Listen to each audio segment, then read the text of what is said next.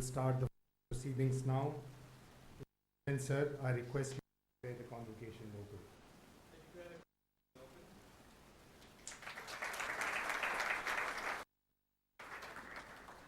I request the director to present his report. Respected Chief Professor Dinesh, our Chairman, Mr. Kiran Karne, my colleagues and administration colleagues, dear students, my dear graduates who are now going to be alumni, their parents, and ladies and gentlemen. It's a great pleasure and honor for me to deliver the second convocation address as director of this young institute, who just turned 5. Let me start with a brief annual. With this year's admission, our total student strength has crossed 800, with over 550 undergraduate students, over 175 MTech students, and about 70 PhD students. We now have 10 academic programs, 2 BTech programs, 6 MTech programs, including specializations, and 2 PhD programs. This year, we have completely moved into our new campus, including occupying the student and faculty.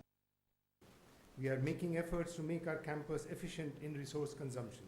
For example, we have STPs which recycle wastewater, which is then used for irrigation. And we have many recharge pits to which the rainwater is channeled. Our goal is that no water should leave the campus. We have introduced automated metering and monitoring of electricity consumption and improved control through building management system, which we recently commissioned. We added 13 regular faculty members last year. All have PhDs from fine institutions of the world, including British Columbia, Texas Austin, Virginia, South Wales, Indian Institute of Science, IIT Kharagpur, NTU, Iowa, Nebraska Lincoln, etc. We now have 4 international faculty, about 10% of our total strength, probably the highest in the country. This has given us a good start in achieving our vision of being a global institution. We hope to soon start exchange programs and increase the presence of international students in our campus as well. We've already started by reserving some seats for the BTech. Research is a key focus for the institute, and we support and encourage our faculty to take up interesting challenges and projects. Overall, our faculty have received over 20 projects from various agencies, and last year, 3 of our faculty members got the DST's Inspire Fellowship. Our faculty members and PhD students continue to pursue top quality research and have received over 10 Best Paper or Poster awards and 12 TCS PhD fellowships, both perhaps the highest in the country. Let me highlight a few contributions our faculty and students have made last year. What movies may have us believe, good face recognition from images is a tough problem, particularly if images are obtained through low resolution cameras in unconstrained settings, the things that exist in CCTVs and surveillance systems. Our biometrics group has developed an innovative solution using a combination of transfer learning and co-learning that is much more accurate than the current best commercial systems. Our pervasive computing group has developed a sensing-based system for better energy management in households and campuses. And they're using our own campus as a test bed. They've instrumented the campus with multiple sensors, have deployed over 120 smart meters in a small campus like this, each sending power consumption data every 30 seconds to the network, through the network to the server. Using this system today on a web page, we can see the energy consumption of any building over any period of time. The group is working on smart algorithms that can disaggregate the data further into appliance level data towards realizing the ultimate goal of providing an itemized electricity bill where energy consumed by different appliances is given. One group has been working on analyzing online social media data from different social networks like Facebook, Twitter, Google+, etc. to identify information versus misinformation, connect identities across the networks, visualize outbursts of events, determine threats to law and order and national security, etc. Some of these tools are currently being used by multiple government agencies in the country. Placement for 2 batches have taken place.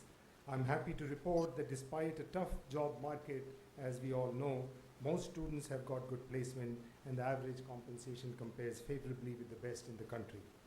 9 of our students are going this year for further studies to universities like Princeton, UIUC, Georgia Tech, and IIIT-Delhi. 2 of the students are joining us. Our efforts to pursue research collaborations are also bearing fruit. This year, we are starting a joint PhD program with Queensland University of Technology, Australia. In this program, selected students will be jointly guided by faculty from QUT and IIIT-Delhi, will spend at least 1.5 years in each of the institution and get a joint degree. There are only a couple of other instances in our country of this type of collaboration for PhD with a major international university. We also received our approval under UGC 12B, which enables us to apply for grants to UGC, and actually we applied for a grant under General Development Assistance Scheme, and we are happy that we got a sanction of about ₹7 crore. In our short 5-year journey, we have been able to lay strong foundations. We have developed rigorous academic programs, evolved a strong research and PhD program, built an academic culture and environment which encourages people to excel and take up challenges, and have established a good administrative setup. We have moved into our own permanent campus, which is psychologically important, as in universities are perpetual entities, and a permanent campus is essential to this sense of perpetuity. Our biggest achievement, undoubtedly, has been to attract a high-quality faculty. As we know, the quality of faculty determines the quality of an academic institution. Our faculty, whose strength has crossed 35, can be compared favorably with the best in the country. All faculty members have PhDs, with about 2/3 having earned their PhD from US and Europe, and almost all have significant global exposure. We have been able to create an environment to host bright and young faculty who want to make a difference in India from India. The faculty and the strong research and PhD program we have started to build bodes well for future, as it will continue to attract good faculty and students. While we have started well to achieve our vision of a globally respected institution, we have to continue running this marathon of building an institution of excellence steadily, and let our early successes not slide us in complacency. We have to continue strengthening our foundations while simultaneously building upon them so we come out tall and strong. The possibility of creating a great institution in India continue to enthuse me. I still work harder than I ever have before, and continue to enjoy a strong support and guidance from board, and excellent cooperation from my faculty colleagues and students and staff. I'm confident that in my next term as director, which actually starts next week, in partnership with all the key stakeholders, we will be able to take the institution to even greater heights. Let me spend a few moments about the graduating BTech batch. You may remember when you joined in 2009, we were just 50 students strong, and I dug out the records, we had only 7 faculty members. All our classes were not yet held even in our transit facilities in NSIT. And some of the courses were taught by faculty, guest faculty from NSIT. Since the early days, we have come a long way. In the final semesters, not only were you taught in the nice facilities we have here, your batch had actually more than 15 choices for 2 to 3 electives that you take every semester. Early batches have opportunities to contribute in ways later batches cannot match. Your batch can be proud of having started our technical festival, ESSA, whose 3rd edition concluded last week successfully, and which has now established itself as one of the best tech fests in Delhi. Your batch can also take the credit of getting our logo redesigned. Due to the initiative and support of some of you, we successfully rolled out our logo before the first batch graduated. I had asked the graduating batches to send me some views about their life in IIIT-Delhi. Let me quote one from each of the 2 graduating batches. One comment from an MTech student, and I quote, "The good thing that happened to me here was that I started enjoying studies. I think it is because the faculty here are filled with zeal and passion and inquisitiveness and whatnot. The people who had known me prior to my coming here are truly surprised after seeing me happily studying. I had never thought of doing PhD before coming here, but now I have enrolled myself in the PhD program here. Be it work or social life, I've enjoyed every bit of my life at IIIT-Delhi, almost verbatim. Another one from a graduating BTech student.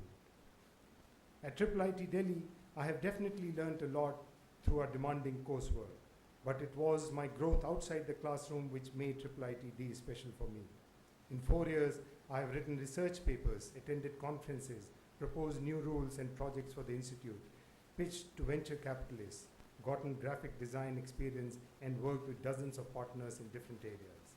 I'm certain that it is our open, egalitarian, and feedback-driven culture that allows me and my classmates to contribute as much as they have. The fact that I can simply walk into the office of a faculty staff member and propose a new idea or give feedback is incredibly powerful. You are now ready to pursue your own professional careers. As an academic, I cannot forego this opportunity to offer some advice. I've decided to mention only one. In your feedback in our interaction a couple of weeks ago, just informal feedback, you had frankly admitted that some of you had taken shortcuts at times, copying in assignments, exams, etc. As you proceed in your careers, my one advice is to always remember that there is no shortcut to any goal worth pursuing. You take shortcuts, you compromise something. You reduce your chances of achieving your goal fully. My experience and interaction with successful people across the world has convinced me that the surest way of reaching wherever you want to go is to work hard and smart towards your goals. You are now alumni of this institute. Alumni form a special stakeholder for a university as their only interest is to see the stature of the university grow. I would like to make 2 specific suggestions to you to play a role as alumni of this institute. First, stay engaged. Visit the institute and its website regularly. Ensure that your contact information is correct and help us build a strong alumni network in which every single alumnus is included and connected with the institute at all times. The strongest alumni networks are the ones that are built and nurtured by the alumni themselves, as alumni actually have much stronger benefit in staying connected. From my own life, I can tell you even 30 years after graduating from IIT Kanpur, we still derive support from each other, and actually there are many instances where I've tapped on my friends from IIT Kanpur to help the institute in times of need. My second suggestion to you as alumni is to contribute back to the institute. As I've said last year, I believe all alumni should aim to give 1% of your yearly income to the institute and increase it when you're doing well. Like the corporate social responsibility for companies, we who are clearly the privileged and more fortunate ones in our country should adopt a personal social responsibility code and give back to the society. And one way to do that is to support the university you studied in, which provided you with foundations for your career. And to be with you in giving back to the institute, as I've already announced last year, each year 1 month of my salary will be deducted and contributed to the institute as the initial contributing from the graduating batches. So your batches have already made a start. Now keep it up and let us see it grow and snowball over the years. Besides making contributions yourself, there will be opportunities for you, particularly when you're senior, to have corporations, philanthropists, etc., to establish chairs, fellowships, scholarships, awards, and things like that. Please help bring such opportunities to the institute. In addition, please help your juniors by ensuring that your companies that you work in continue to recruit here. To end, dear graduates, have a successful and satisfying life. We have given you a good launching pad in rather difficult initial circumstances. Make the most of it. And while excelling in your own pursuits, keep engaged and contribute to the Institute's pursuit of excellence and global stature. My best wishes to all of you graduates. Thank you very much.